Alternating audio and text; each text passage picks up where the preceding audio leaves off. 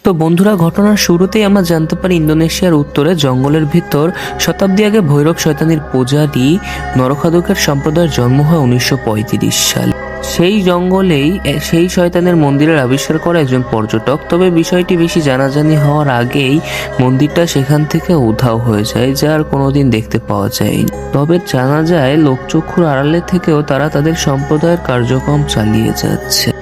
এদিকে আমরা দেখতে পাই একটা মেয়েকে শয়তানের মুখোশ পরিয়ে তার উপর অদ্ভুত অঙ্গভঙ্গি করছে নরখাদকেরা এবং তাকে নৃশংসভাবে বলি দিয়ে তার মাংসগুলো নরখাদকেরা সব খুবলে খুবলে খাচ্ছে। দৃশ্য পরিবর্তন হয়, দেখতে পাই একটি চায়ের দোকানের মা নাজোয়া ও মেয়ে ইয়ান্তিকে। বৃষ্টি পড়ার জন্য তারা মূলত চায়ের দোকানে বসেছিল। হঠাৎ করে একটি গাড়ি যায়, তাদের দিকে কাদা পানি ছিটিয়ে দেয়। এই কারণে ইয়ান্তি খেপে গেলে, অর্থাৎ বিচ্ছিরি ভাবে গালাগালি শুরু করতে গেলে ইয়ান্তির মা তাকে বুঝিয়ে বলে, এভাবে বলতে হয় না, মানুষ খারাপ বলবে।